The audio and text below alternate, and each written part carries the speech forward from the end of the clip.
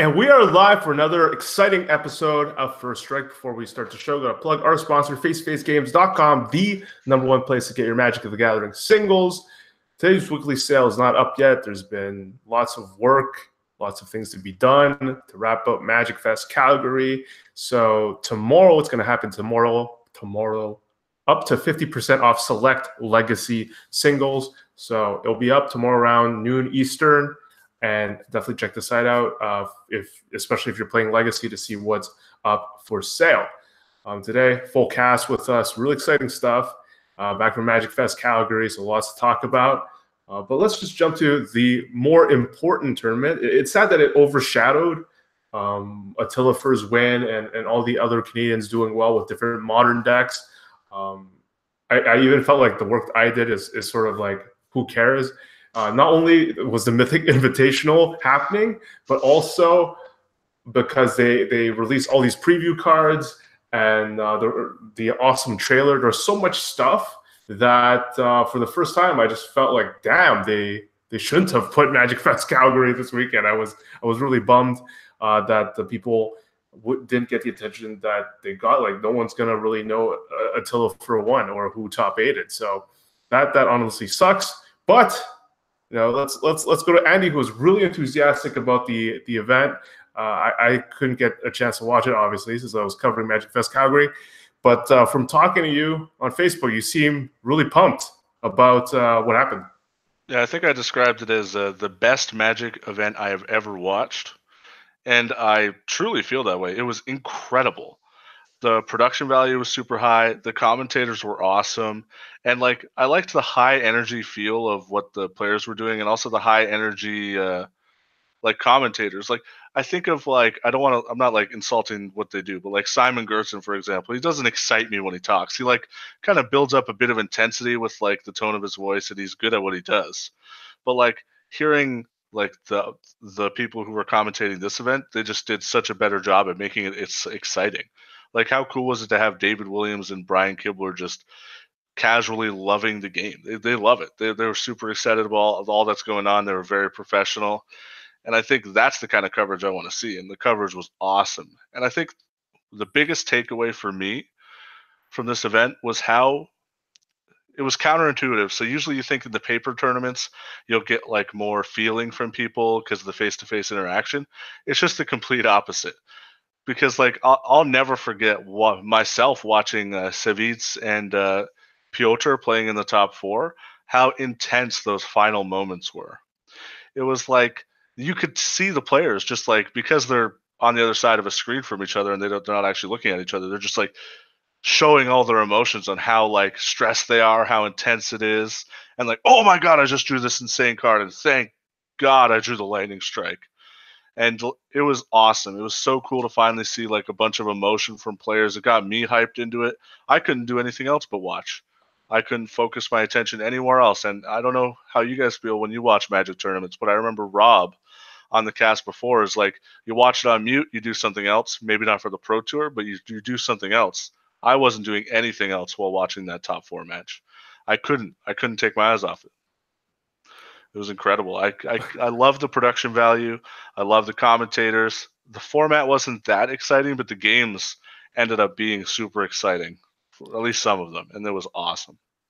That's nice. So you're saying that the addition of all these different people, commentators that I've never seen before, were a huge addition. Of course, you still got the people complaining about best of one, and I can't help but see LSV's tweet today in a nutshell. It's it's a cartoon, 3-panel cartoon. I fail. Well, at least you tried your best. I didn't. Well, there's always next time. Nah, I'm good. So it just seemed a lot of people didn't like it, but what was your take on that? On the best of one? Yeah. I think they wanted to showcase something exciting about Magic. Best of one is more exciting and more easier to digest to someone's fresh eyes than someone who has to learn about sideboarding. Explaining sideboarding to a new player is oh, you bring these 15 cards in and you tech out your deck in the middle of it, but you can board up to more cards if you want, or you can take out as many cards as you put in. It's up to you. Obviously, like almost always, you just put in and take out the same amount. But there's just so much nuance to it because then they have to think about building a sideboard, like when they're building decks, when they're buying cards. But with best of one, they just buy their deck and they play that deck. And then they play their other deck when they've bought that deck. It's way simpler to digest and it's way better for a consumer point of view from non like invested players, which is where you're going to get the big money. That's what they need. The invested players, we're going to play no matter what. What they need is these new people coming over. And I thought this tournament did such an incredible job at getting new people to come over. The views were insane. Twitch views were incredible. I couldn't believe it. They were just crushing it. And then YouTube hits on the video, like when they posted that incredible trailer. That trailer has me more interested in the lore of Magic than I've ever been in my entire life. I genuinely want to know how the story ends. And like when they explain like how the story's expanded all these different sets, like like Nicol Bolas got the immortal son from here. He like went to out the Amonkhet and did all this stuff. All of a sudden, I'm genuinely kind of interested. This is a story full of characters that I'm interested in. So they've done an incredible job. Honestly, I think hats off to them. The format, people can nitpick on it because it wasn't perfect, and maybe they'll do something different.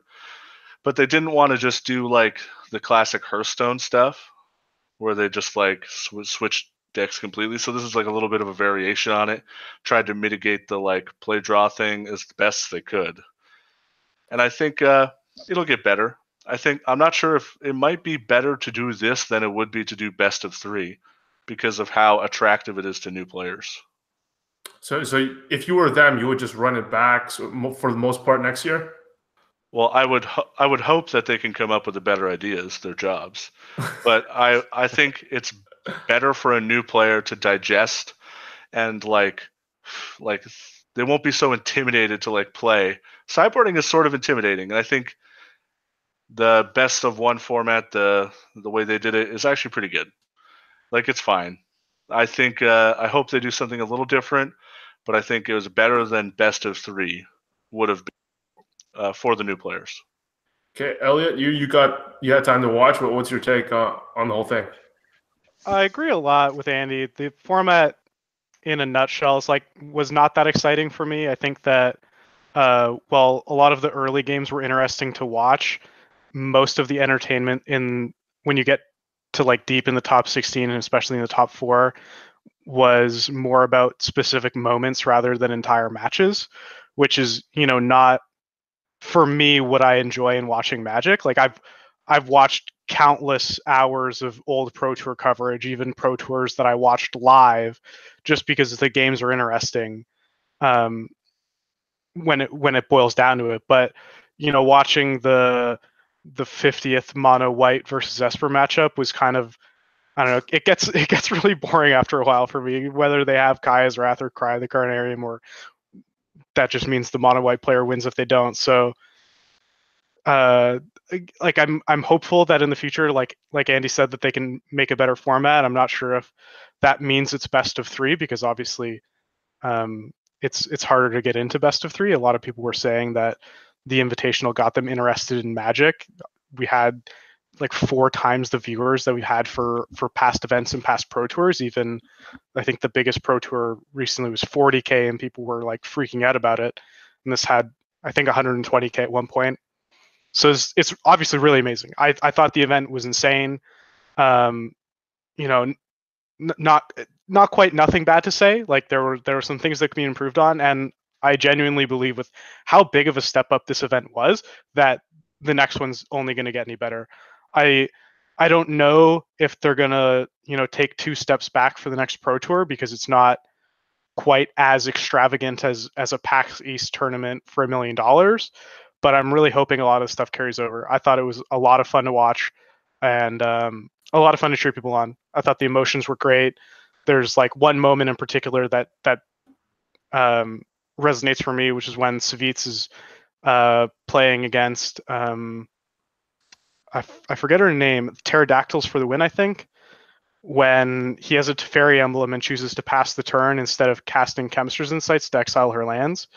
And she top decks Carnage Tyrant with some Rhythm of the Wilds in play, and Savitz immediately like throws his hands up. He like it's like the one card that he didn't play around by holding the Chemisters in sights. He's like losing his mind, and it's just something you never see in paper because the game's not done. In paper tournaments, you sometimes see emotion at the end of a match when it's like the final pivotal moment. This was like turns left to be played. I think he ended up losing, but like 5 turns later, and just to show that emotion was, I think, really great. So I'm hoping to see more. Hoping to see maybe some best of 3, some more interesting Magic. But I thought it was great. I loved it. Right. It was like watching like playoff basketball versus watching like golf. Is how it felt like, the intensity. You could feel the intensity with all that money on the line. You could feel how much that meant to them. That's like $80,000 for like a game of Magic. You could feel it. It was awesome. And like the golf thing is like, so all that keeps going through my head is like Tim Willoughby like whispering into the mic. She'd be like, "Oh, and he's drawn this card. Oh, he may have done it." But here it's like, "Oh my God, he drew the card!" And it's just that's way more awesome to watch it, honestly, especially for new players. Get them in here. Before I swing it to Derek, I want to give a shout out to Jonathan Good, part of the First Strike Nation. He's the coordinator for the regional coordinator for all judges in Canada. Super awesome guy, but he told me, he's like, "Hey, did you notice in 2019, since Derek took a break, that he's now positive Derek?" So, positive Derek, what do you think about the Mythic Invitational? Yeah, I don't really think I have anything else more to say other than what Andy and Elliot covered. I thought it was great. The numbers were amazing. The casters were amazing. The players were amazing. A little upset that Canister didn't win, but at least he came second. I don't actually know where. I know Elliot was keeping track of our bracket, who actually won, but the entire thing was great. I know Keith works for an esports company in Toronto, and they released a video today. And the guy doing the video said that he picked up Magic in January, and he said that this Mythic Invitational put everybody's idea of Magic into an esports category now. And I think that he also outlined the thing about the sideboarding is, like Andy said, sideboarding is very difficult for new players, and it's a very difficult concept, especially when you have to now explain to people that you have to buy all these cards and they only go in these specific spots, which is sideboarding, and this is a sideboard card. For the first Mythic Invitational, I think, although not a great format, the best of one was what was needed, and I hate it. I would hate every minute of it. That's the only thing I disliked about it, but I think that it's really necessary for what it was. Going forward, I think there can be some fixes. I don't know what that is exactly. I haven't put a lot of thought into it, but there has to be something better to make the experience as a competitive player better. You even saw complaints from some of the people in the event and competitive players outside of the event. So I think that that's the one thing they can improve on. Other than that, I think everything was great. It was so sweet. I loved it. Andy mentioned the trailer, and obviously for War of the Spark, obviously that's one of the biggest news. Also, YouTube trending on YouTube, still trending one of the top. It's now down to still in the top 10, and I think it's 5 million views, something insane. And then I was showing my wife, and then I showed her like some of the other ones, the Amakit ones, and there is a noticeable difference. Maybe it's just because I like Linkin Park, and obviously it really added to it the haunting cover of In the End. Whoever decided to finally take it a step up for the trailer, hats off. I don't know who decided to do that, but there's just a noticeable, significant difference between this and all these other ones where they just, like the Amakent one is just like they show the Amakent and how Egyptian it is and whatever. And here it's just like there's this like intense moment, epic. I think all of you must have seen it. John, outside of preparing for MagicFest Calgary, did you get a chance to check out the awesome trailer? Yeah, it was great. I did have I did get a chance to look at watch the Invitational as well as the trailer here. It was like much more theatric, and rather than like just like an exposition of a world or like a preview of like a story like it's been the other previews. So it was great, and as you said, like it was like trending number 4 on YouTube, period, and it got like ridiculous into the millions of views over the first 12 hours. So that's pretty unprecedented. And just to add to the invitational point here, like it was great. It was high intensity. There was a lot of upsets, which was great for first time viewers. And I think we just have to accept that this wasn't, people were upset, including people like Hooglin, for example, that, people, random streamers are getting picked and all that. But, it was like just chalk it up as a promotional event, and it's supposed to attract newer players, which is why best of one like was a good format in my opinion. And in my draft with in the 8-round draft, like I think 5 out of our 8 seventh rounders, so second from the last round, like they all made it to the Sweet 16, which was great. And without a format like best of one, for example, those guys would have like very little chance versus the MPLers. So even though people are saying that, quoting those as negatives, I think it was good for the viewing. And obviously, it was my first exposure to people like Day9 and Kibler and all David Williams and all that. They're great. They're knowledgeable. They're passionate, and I just hope that this is a great stepping board for something greater. Sweet. I sometimes forget that I base the show off of First Take, Andy, and sometimes we do have to cover the whole gauntlet, even though anything is controversial in the news. And I realized this happened shortly after the episode. But actually, let's do this. Elliot? How did you guys do in your predictions? Did the challengers have a chance? So in terms of our bracket predictions, Andy, Derek, and I picked our 16 to go through to the top 16 from the original group stages. And as Carr kind of mentioned, we all had Owen, so maybe give us a mulligan there. But we ended up tying with 3 out of 16 each. So not the greatest performance there, but I think our predictions were like the bracket specifically aside. I think our prediction was pretty good. The MPL didn't dominate, but the finals is an MPL mirror. After day 2 was sort of dominated by MPL, and if you want to be like super lenient towards us, if you expand MPL to MPL plus sort of professional Magic players, you have Nassif, Strosky who are in the tournament but not in the MPL, give us a bit of leeway. I think that as expected, professional or former professional players really dominated the event. Not to discredit the challengers, who I think did really amazing. We saw the MPL finals was meant that 2 challengers were in the top 4 also. So we saw a lot of really great upsets, a lot of people who were kind of chalking up their presence at the tournament to happy to be there, having some really great success. But I mean, I'm going to pat myself on the back at least. I don't know how Derek and Andy feel, but I think we nailed it. Just want to take a moment to talk about some of I think we nailed it. I think we nailed it. We got like 3 out of 16 or whatever. But I think Amazonian, like I became an huge fan after watching her play and like listening to her interviews. Do you know what I did the next day? I watched her stream. And you know what I do? I've watched a bunch of the Challenger streams who I've never watched before. And I had a fantastic time. And this kind of exposure, like beyond just the MPL players who stream, is awesome. You got like 64 people or whatever there who all stream. Like, what a great idea. This tournament was so smart. Yeah, and that means they definitely chose some of the right people if it got you to become a fan of some of them, Andy. So shout out to Watsi on that. And that also reminds me of I did check all the other channels, and it's pretty cool. Like some I don't know if it was Hariruya or some Japanese channel actually had like a Japanese news desk and was using the feed to do Japanese commentary.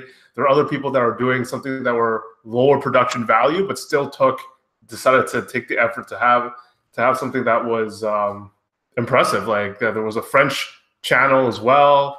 I was impressed by that. People were actually going all out this weekend outside of the main channel. So like the big thing was when Magic Esports, and I thought, I'm like, this is way too early. Not way too early, but a few days early from April Fools.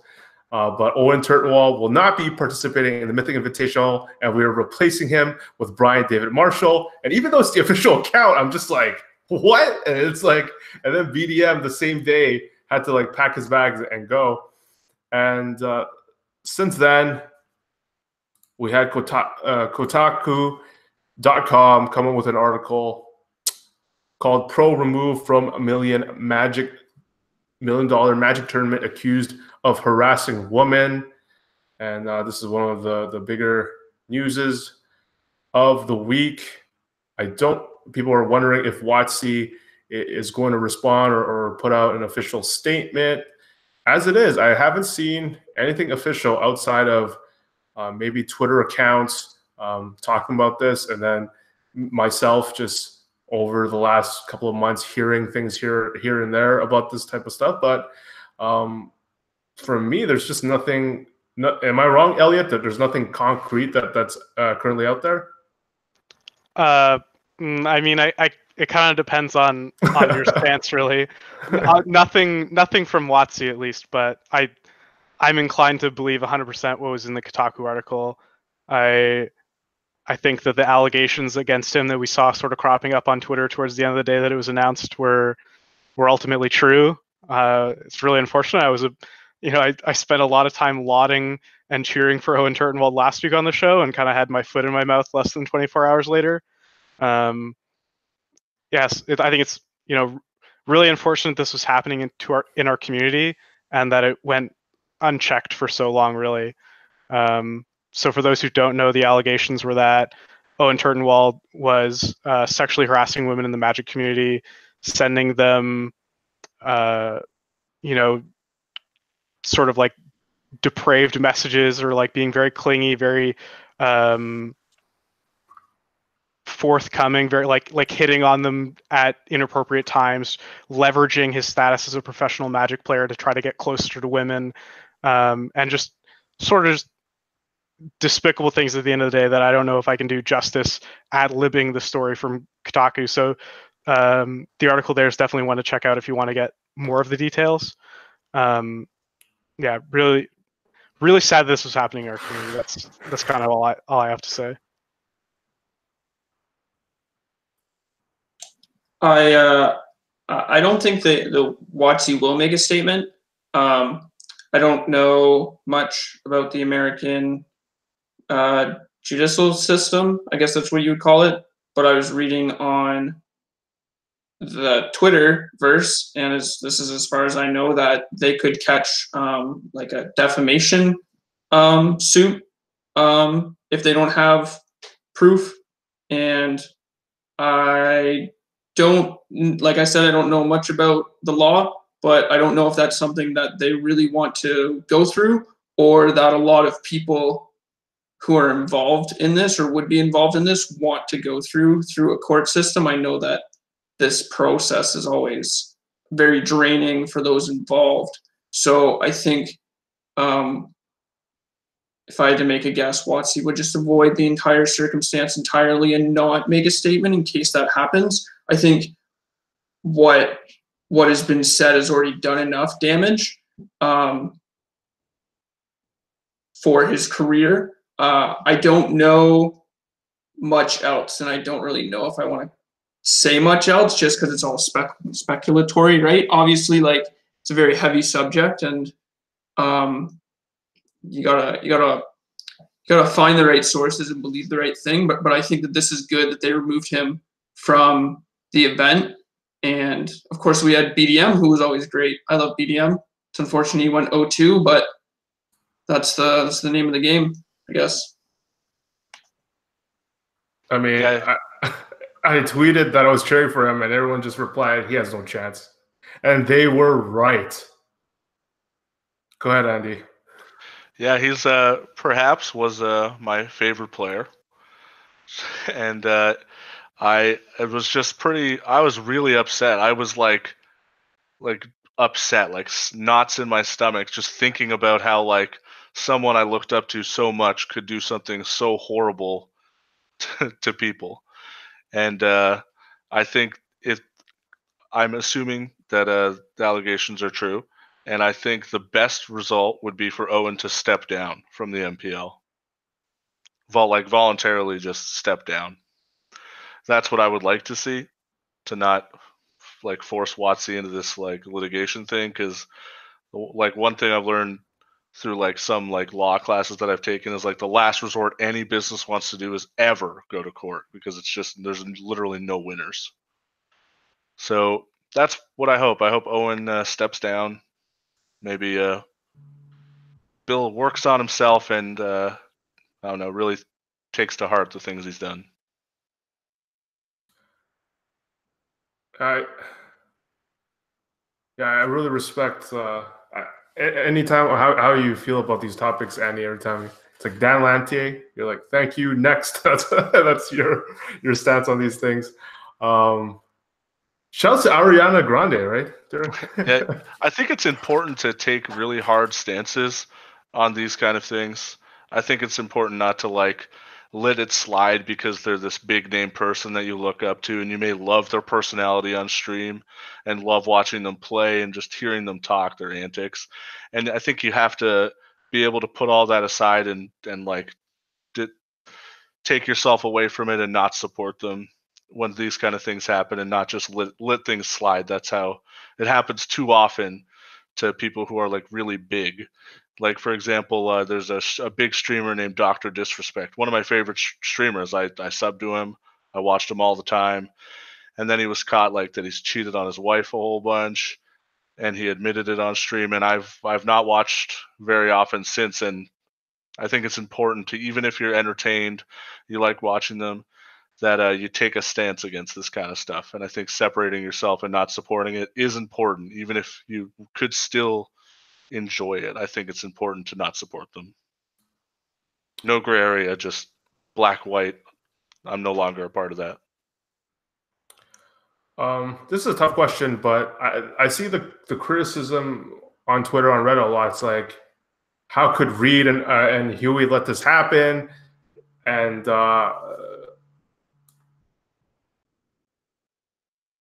okay, got some background noise, so I'm just gonna let it pass for a bit. KYT, your house is haunted. we can't hear your background noise for what it's worth. I can't. And I think, to me, it's just easy to say, and it's just like sometimes you just hear things and they're not true, and you don't know. So it's hard for me to comment without being in that exact situation. And I mean, hey, I was friends with Dan Lantier. He was a cheater. I didn't know, and there's just stuff you hear from your friends that I'm unless I know for sure, I don't really act upon it. So I don't know. It's not easy. It isn't like, it's not easy to do, but it is important to do. Right. Okay, let's go to MagicFest Calgary, where John decided to whip up Dredge. The god of the graveyard still decided to pick up a graveyard deck. How did it go, John? How did it go? So I posted a battle plan, or KOT posted a battle plan on Twitter. I followed the exact list except for the main event, where I last minute cut my Damping Sphere for my Leyline of the Void. I proceeded to play 3 Tron decks in a row and lose 3 times, instantly getting punished. But other than that, it was great. I won like I almost top 8'd the Friday PTQ. I did top 8 the Friday PTQ. Sunday PTQ with Dredge. Same list. Lost to the eventual winner. Deck is still great, and this was probably the most prepared I've been and for a tournament, and that's saying something if you guys know my work, because I prepare a lot before each tournament. And I've been kind of spoiled and accustomed to doing well in modern events, so it was a bit of a rude awakening in terms of my main event performance. But I'm happy with my prep, and I still think Dredge is very good, and I made the right choice. So, c'est la vie. I think I came out covering the event feeling like Dredge, Izzet Phoenix, Tron. Those were the top 3 decks coming out. I feel like that's what everyone's thinking that we're playing in the tournament. And Dredge, one of your friends, Tobias Ruse, ended up making top 8. We had Andrew Huska, a friend of mine, ended up winning, going undefeated day 1, 9-0, made top 8, and then my friend Attila, who won the whole thing with Jund Breach. But back to quickly on Izzet Phoenix, after watching Sweating Huska's games, I could totally feel how Derek and Andy feel about the deck, and it's just like ridiculous. Some draws are just like, okay, doesn't matter. Attack you with Phoenix and attack you with Thing in the Ice, and you're dead. That's some draws that I just think are insane. Well, Elliot, I don't know. I didn't know you were. I completely forgot you were there. You top 8'd the MCQ in Toronto. Okay, I think that's where I was. So all 3 of you were right about the deck. Super powerful, definitely a safe choice. Talked to Sean DMTG, and he feels the same way about the deck. He won the MCQ on Friday. He was X2 going into day 2. Day 2 didn't go his way, but he had a chance to top 8 the main event as well. So that deck's definitely still up there. I mean, I talked to Tobias, Johnny. He feels like Dredge is really powerful, and just he 3-0'd Izzet Phoenix, and he thinks it's an awesome matchup for him. Yeah, I think it is, but not as overstated as people have been saying. I think as the deck gets more and more popular, there's going to be new people picking up the deck, and those new people are going to be making mistakes and adding to the percentage of the opposing side, where Dredge is a deck that's already being figured out, or more or less figured out. I've had many people in bad spots, snap surgical, irrelevant things like amalgams and bloodghast. And just for people who's like playing Phoenixes out there, the cards that really matter in the matchup are only going to be Conflagrates and Creeping Chills. Unless your Dredge opponent cast Cathartic Reunion, discarding 2 Stinkweed Imps or something, in which case you can surgical that. But the real battle is won and lost on the reach half, not the creature half. So as Izzet Phoenix players adjust, or as a bit more and more people become more adept with the deck, the gap's going to narrow. But I think Dredge is structurally equipped to battle and be well off against Izzet Phoenix, but not as nearly as much as my win rate, for example, which is like around 80%. It's more like a 55-45 true matchup. That's my estimate. But yeah, Dredge is still good. So you were pissed off after day 1. You told me like it's time to bring back the Grishel Daddy for day 2 at the MCQ, but you didn't do that. So what changed your mind?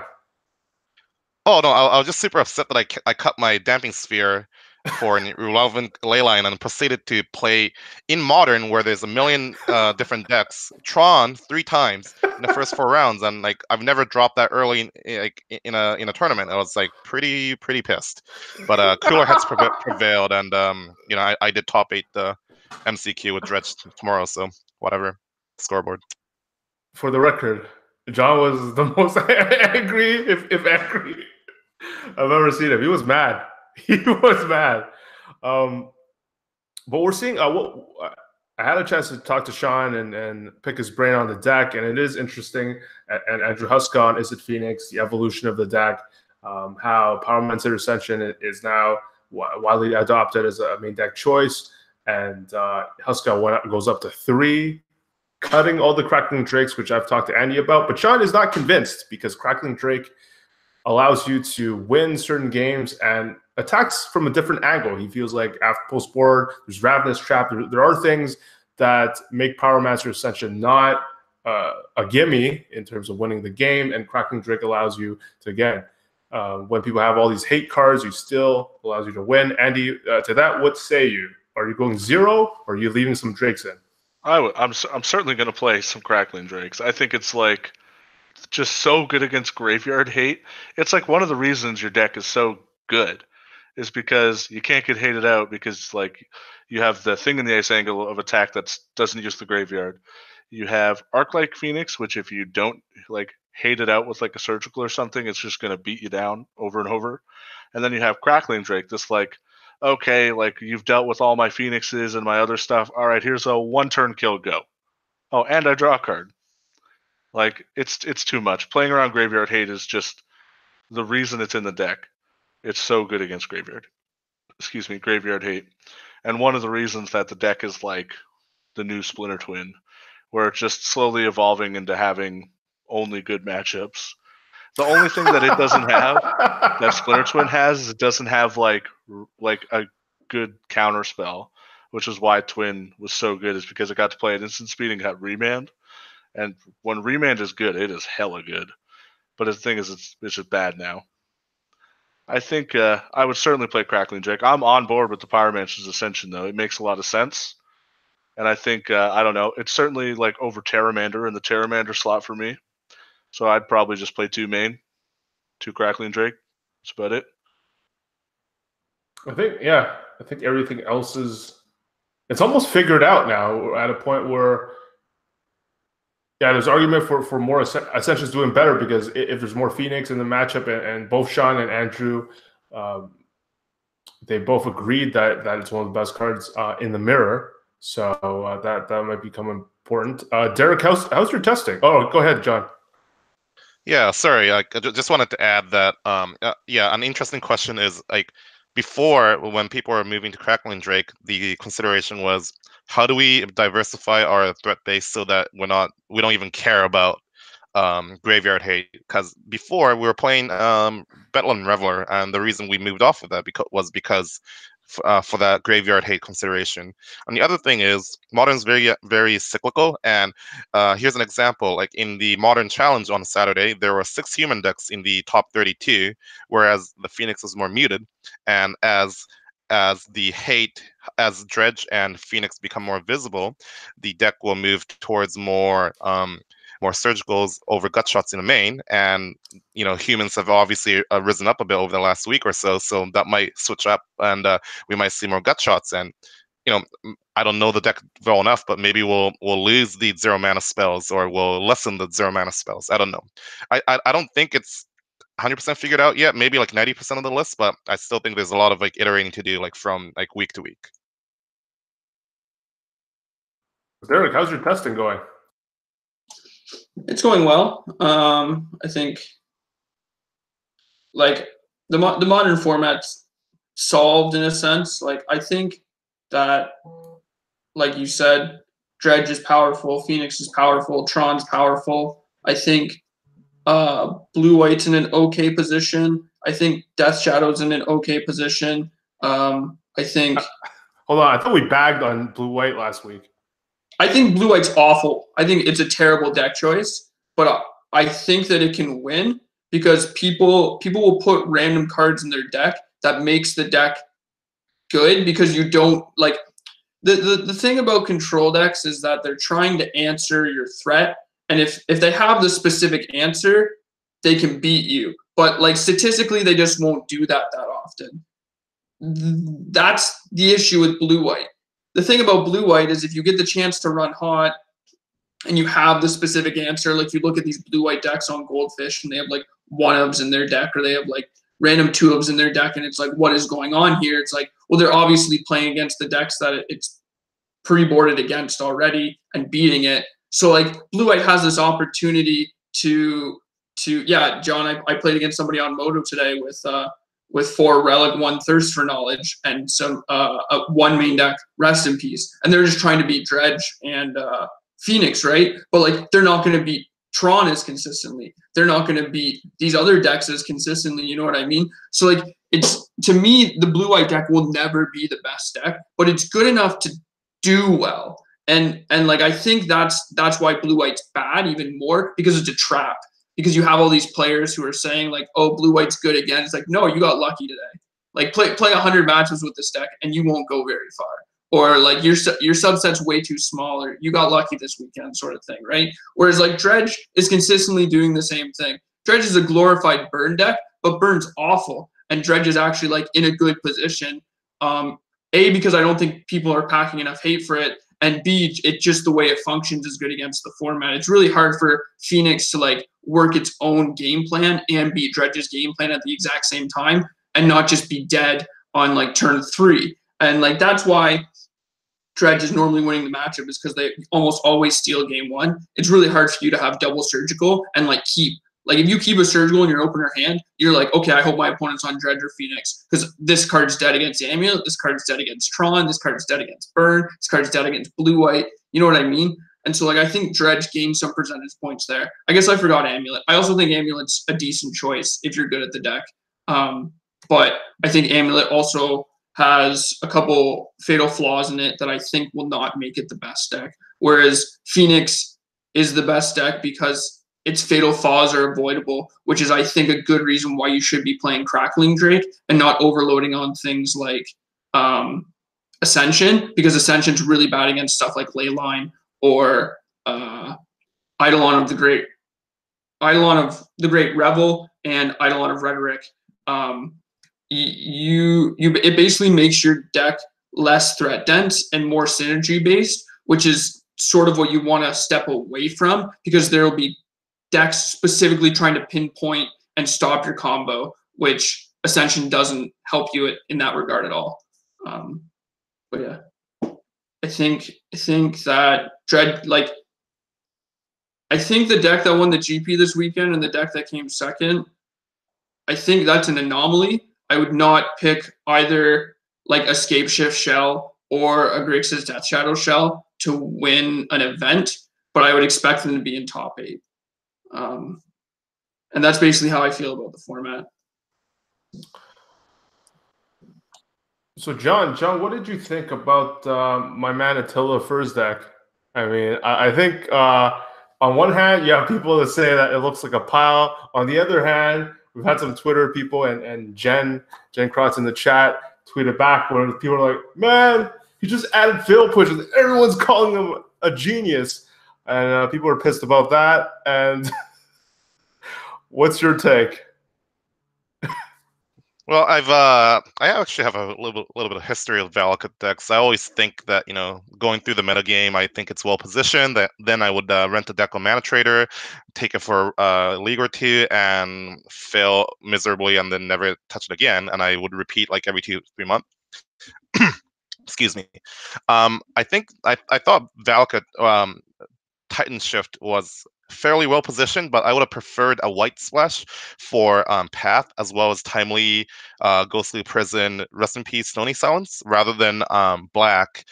I had a few issues with Attila, his list, and I would love to hear from him his thought process. But just a few things. One, I think the basic swamp is unplayable. Like it's just, it doesn't cast enough of your important spells, and it doesn't trigger Valakut, etc. I think it's just not good.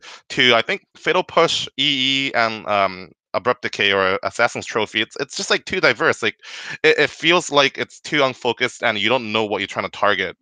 I feel like a white splash with a simple fetch land change, as well as like 1 or 2 not Temple Garden, like Sacred Foundry for Path would be better, because the Fatal Push was specifically for Shadow and Awoken Horror, I think, and white covers that. White gives you Timely Reinforcement. White gives you Rest in Peace and Stony Silence, and you're really not sacrificing a lot of your power level by diluting your deck with the Breach component.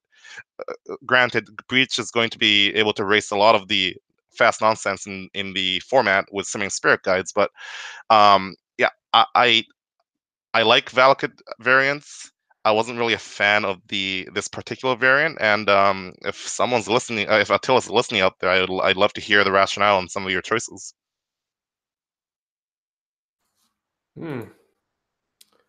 Well, he told me he really wanted Fatal Push just because he hated Flame Slash and Lightning Bolt, and he wanted something against specifically.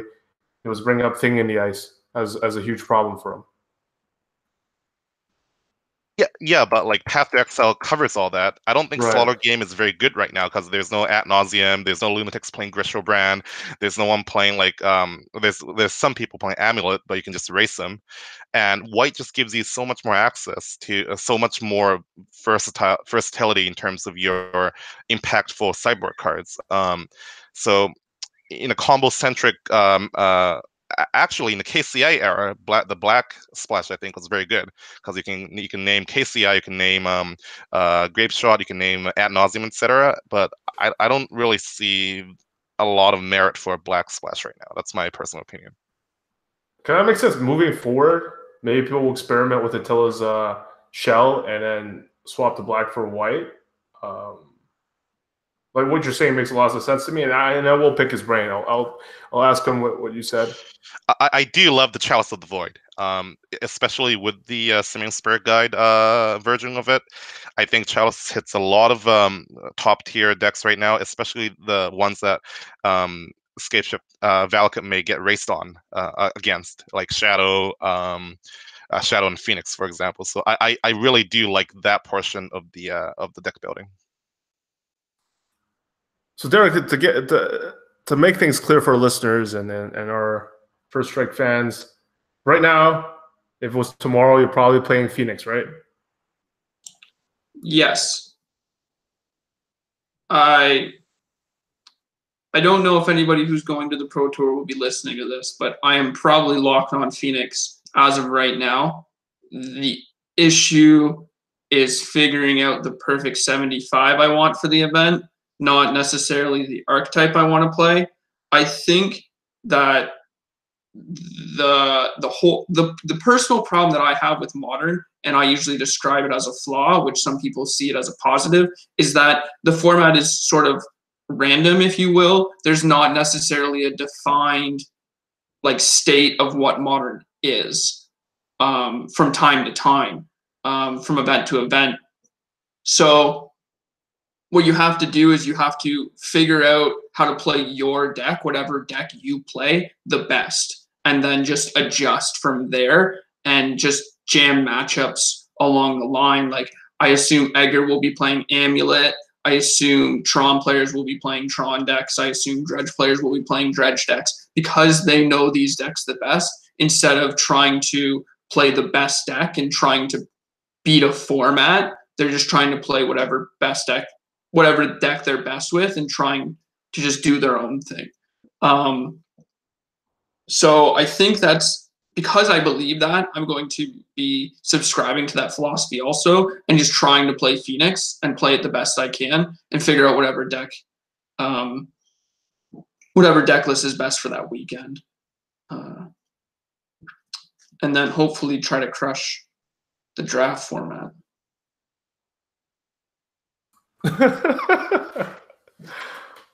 When is it? What? When's the tournament? It's the 22nd to the 23rd. So 20 days from now. Oh crap. Yeah, I mean, the only thing I'll actually have to put time and effort in is learning the mulligan, which they'll just be implementing on Moto in I think a week or so. That's kind of annoying. I just don't really want to deal with that either, but this is the world we live in.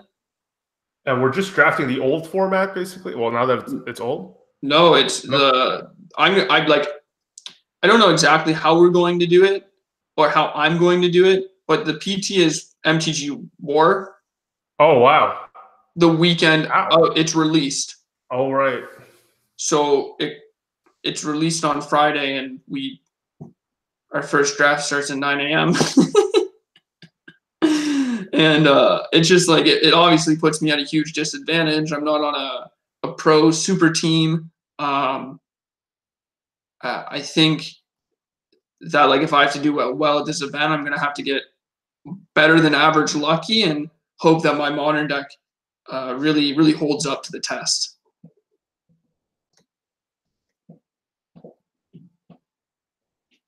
Yeet, as the kids say, I believe.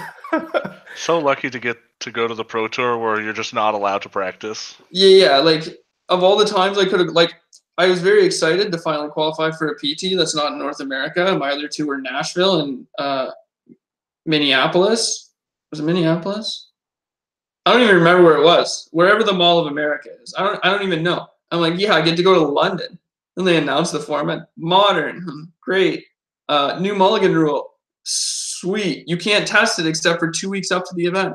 All right. And a limited format that nobody's played before. Woohoo! With a planeswalker in every pack. Like I have so many like mixed emotions about this event specifically because it's just the worst for me. And obviously, like, you qualified for the Pro Tour, stop complaining. But I'm not going to. This is just awful. You know, like I would not be surprised if the top 8 was just enfranchised players who are on super teams. And I don't know if we want to draft up a nice little bracket for that also and make a little top 8. What's it called? Guess, I guess is that's not the best word. But Prediction. Prediction. But yeah. Yeah. Top 8 dartboard toss. Oh man. For all you kids at home, just put the books down and play Magic Online. You can be as good at Magic as Derek. Really bad at the words, though. Yeah, I don't learn very well, but I know Magic names to Magic art extremely well. I like how for you, the Pro Tour just got progressively worse and worse as announcements happened. Like, all right, Derek, it's Modern, buddy. You're like, shitty. Well. And then you're like, hey, Derek, there's also draft. You're like, okay, I can learn some draft. It's like, you never get to see the cards. Yeah, no, it's. Hey, guess what? Want to know what's going to be in there too? Something that's never happened before. Yeah, Planeswalkers in every pack. And good luck. It was brought up today. I was watching Canister's stream and somebody was talking about the PT, and like, could you imagine not being a native English speaker and drafting? And you have to read all the cards because, like, I think my memory is pretty good, but my memory is not going to be good to probably memorize everything about the card the first week it's released, right? Like, you have to play with them a bit. You have to, like, there are certain words that you miss, like a may trigger or a must trigger or a target or like stuff like that. Imagine it like being your second language, and this is going to be very difficult. I think it's going to be the rounds are going to go slower. It's going to take longer to draft. There might be a couple mechanical issues in the actual like function of drafting. So I don't know. Like, I'm hopeful that it'll be fun and it'll be exciting, and I hope to at least like forward to the draft portion. Yeah, when I go to a pre-release, I read a bunch of the cards. A ton right. of them. Right. Like half the cards. I'll read the spoiler, and like somebody will play something against me, and I'll just be like, I don't know what that does. Is that this card? And they'll be like, no, it's this one. And I'll pick it up and read it to make sure.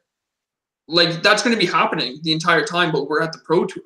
Yeah, or you learn that it works slightly differently than you thought because you just like glanced over it. Right. Or like you read something for the first time. Like I said, like I've definitely made mistakes where I think a card is a May ability, or it's a must ability, or it costs 2 in a black instead of 1 in a black, or it's an activated ability, or like I said, there's a planeswalker in every pack, and they all have static abilities, and they all have different activated abilities, and it's just such at a disadvantage. Like, I feel like I'm just complaining. But well, we all die anyway. Yeah, except for Big Squirt here. So how are you going to do anything crazy to prepare for this part? Positive, Derek? Right now, the way I'm thinking about doing it is just going on one of the spoiler sites when everything's spoiled and just reading over every card, maybe making a spreadsheet on how I would rank them personally, and then sending them to other people and see how they would rank them. And then, like, if I can't get a group of people together to do that, or if other people aren't already doing that themselves, I may just try to like theorize different ways that these cards would work together, because like they're colored, right? So part of I think the draft portion is you have to figure out what the best color combinations are, what the best card combinations are, and so one of the best ways to do that is to just draft a bunch and try to like figure it out by like drafting really oddly sometimes, or maybe drafting outside your comfort zone, which is something you just can't do. So I don't know. It's just going to be a bunch of theory probably. I did get my mocks account that's just stacked with everything. So if they release it on Moto a couple days earlier, I can basically just draft for free on there. So I might do that. Elliot, if this was you, would you like go so far as to go to a spoiler site, print a whole bunch of cards, make up boosters, get a bunch of friends and draft? I definitely wouldn't go that far. I know there are some like tools out there that generate packs for you, so I would maybe do some of that where like you generate like a pack and then debate with some people what your pack one pick one is. But that's pretty much as far as I would go for going super far out of my way to like recreate the experience. I would definitely just be like talking to as many people as I can whose opinion I respect, and try to get as much info about what they think and just bounce ideas off each other, because I think that it's going to be like super hard and impossible for anyone to organize, like what you said, where you create your own draft by printing off cards. I think that if anyone does it, they're insane. People brought it up when it was first announced, and even some of the people on like quote unquote super teams were like, "There's just no way we're doing this." I think the big advantage on the day of the tournament is going to be whoever has the best card evaluation skills, and so if you can get as many opinions as possible and really refine your evaluation of all the cards in the set, I think that's going to give people the edge. Like a lot of what I've seen, especially recently, I've been paying a bit more attention to limited the past year or so, maybe a bit more than that than I used to, and it's like been really amazing to me just how much things shift within even a couple weeks of a format's release in terms of what the premium cards and colors are. You just look at the most recent format. We were from the get-go thinking that black white was garbage but has some of the best rares, and then blue white kind of sucked because the commons were bad, and then all of a sudden at the Pro Tour we saw that blue white was actually the best deck, forcing that blue white control deck if you knew what you were doing and had a little bit of a break in terms of getting the clear the minds and the removal spells you needed, you would just roll people. So it's if you can maybe not get to that point where you break it and have the best deck, but maybe get past the first little pitfalls of the card evaluation, I think that's how you get ahead in this format. I mean, I agree with you partially, but the reason why people were missing these clear the mind decks, or even like I remember PT Amonkhet when one of the teams built the Slither Blade Aura deck, like those cards are bad cards. Those are cards like I don't want to play like Clear the Mind. I don't want to play these other cards. The reason why those decks were unknown and they were like wheeling these cards is because they figured out that this deck was really good if people didn't know about it, and they assumed that people wouldn't know about it, and they abused that. And they said that specifically, like Cuneo was the person who came up with that sort of blue-white no win cons deck, and they just picked that sort of corner of the draft format and broke it, so to speak.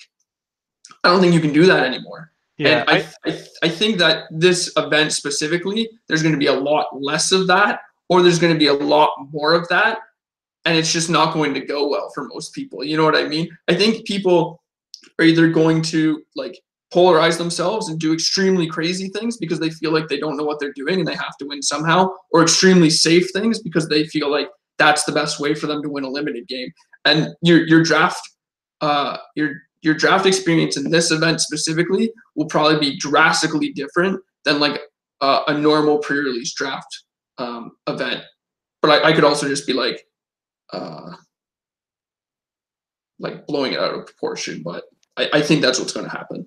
I definitely agree with you. The Clear the Mind deck is maybe not the best example for making my point in terms of shifting card evaluation, being Yeah, like or that's evolving a format, because that was definitely just one where, you know, when someone sinks 200 drafts into a format, you stumble across this deck that, you know, kind of is built out of the chaff. yeah, and I agree with you in that part. And it like when you start a draft format and then you move a week later, it's completely different. And you move 2 weeks later and it's completely different. And then after the Pro Tour, it's completely different, even if you think the format's solved. So I agree with you there. Like that's what happened with me and Rob and Amonkhet. Rob was always trying to find these really crazy draft decks, and I'm just trying to figure out the best way to draft the format. And like that's what happened. It shifted from week to week. Yeah, I think a good card for sort of better explaining what I'm talking about is Applied Biomancy.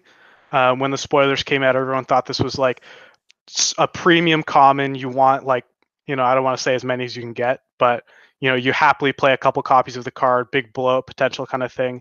And, you know, the way the format played out, the cards in Simic weren't that good.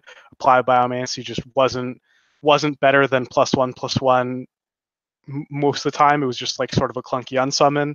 So I think that, you know, if you can be talking to the right people, getting all the opinions that you can and discussing it, and, you know, not getting to the clear the mind deck, because that's just impossible given the circumstances, but getting past the Applied Biomancy hump, I think that's what's going to get you the advantage. Yeah, I think you're very right about that, because looking at Applied Biomancy as a card, this card's good. It gives you tempo advantage. It gives you could give you card advantage in a blowout, and it's in a guild that you want to be in already, and it works with the guild mechanics. Once you start to play the set, you realize, hey, maybe this isn't that good, like you explained. And I think that is what, like you said, is really going to push people over the top. But that's also the hardest part about this, is because you're just not going to be able to sort of duplicate that process. You're not going to be able to do the same with like 200 drafts to find the clear the mind deck. You know what I mean? I might be playing a card like Applied Biomancy at this PT, and 2 weeks later drafting because I have to draft for the mocks, and saying like, I don't know what I was doing with these draft decks. You know what I mean? And I think a lot of people are going to be on that exact same sort of roller coaster of a draft deck, I guess you could call it. And it's kind of makes me a little nervous for the most part, but I mean, I think I'm better than an average limited player, so we'll see. You have been on record saying no one knows how to draft before on this show. Let's wrap it. We'll wrap it up. I forgot to mention on Mythic Invitational on the Friday that I got to watch, or was it Thursday? It was just sad to see my man Alexander Hayne just draw garbage in the mirror match, losing to Stratsky, who worked with him, and they basically played the same two decks, and it was like Esper against Esper, Mono Red against Mono Red, and then Esper against Esper, and just sad to see Alex just both of them bouncing events just back and forth, but Stratsky clearly having the edge in cards and everything. So it's sad to see him exit. I just want to mention the MagicFest. It was just awesome to meet a lot of people. I try my best. My job is to, not my job, but my goal ever since I started Mana Deprived was to feature up-and-coming Canadian talent. But I'm definitely still consider myself, even after years of podcasting, a somewhat shy guy. So I hope people don't think that I'm snubbing anything on purpose. I make it a point to try to meet new people, and that's why I thank John for introducing me to, well, sort of indirectly introducing me, because you weren't present, but you definitely helped. Tobias Ruse, I got to talk to him for the first time ever, and hope to see more of him, and just other people that I had the chance to just talk to for the first time. And yeah, I try not to snub anyone if someone's been vying to be featured on anything on facefacegames.com. It's definitely nothing against you. I try my best.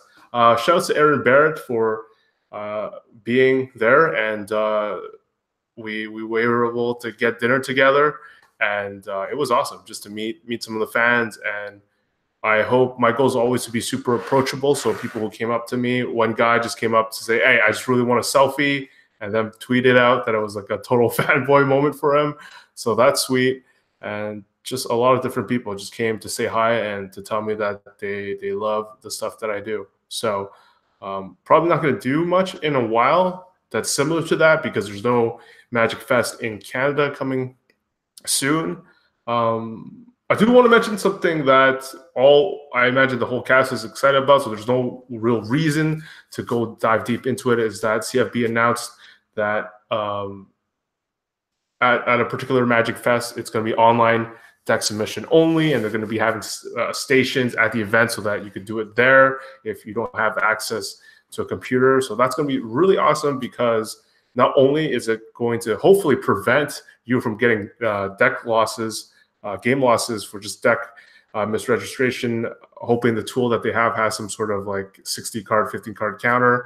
And the main boon for me as a coverage person, as a content producer, it just makes things a lot faster to be able to rip it from online from a computer instead of having to decipher someone's handwriting or whatever. It just takes a while for the list to get into my hands. Now someone can just send me the data and we can do something about it. And also, quicker to hopefully sort by archetype. And that'd be insane to have like a metagame breakdown right away. Would be absolutely insane.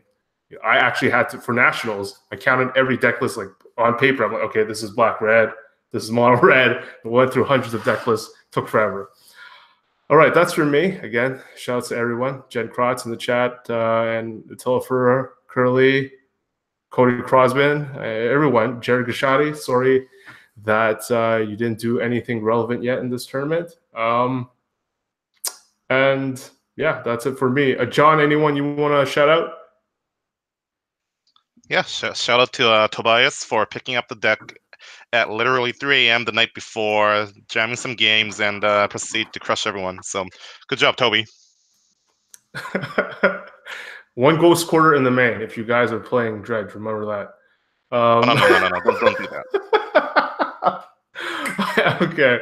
Elliot, anything for you guys? I'd like to specifically not shout someone out. They know who they are, and it's because they didn't play Gaddock Teague. So if they listen to this, they know. They should have played Gaddock Teague. Should have played Gaddock Teague. Okay, Andy. Same thing. The guy, you should have played Gaddock Teague. What are you doing? All right. And Derek? I shout out that guy. It was probably a really good idea to not play Gaddock Teague. You're probably justified in your choice. I know hanging out with Elliot and Andy can be tough sometimes, and sometimes you just got to do your own thing, you know? Like, sometimes you get punished, but don't worry. Next time, don't play Gaddock Teague and it won't come up. All right. As always, if you want to support the podcast, go to patreon.com/firststrike. The latest update, big update, is Dredge, the Dredge guide we had made by John himself. Very in-depth. When I saw the outline, I was like, holy crap, he did it again. And people who don't even play Dredge loved it because they were able to learn how John would sideboard against them. So that's useful from that perspective as well. And like I said, definitely one of the top 3 decks, not only in power, but in popularity and what people think. So good night. See you next week, and love you all.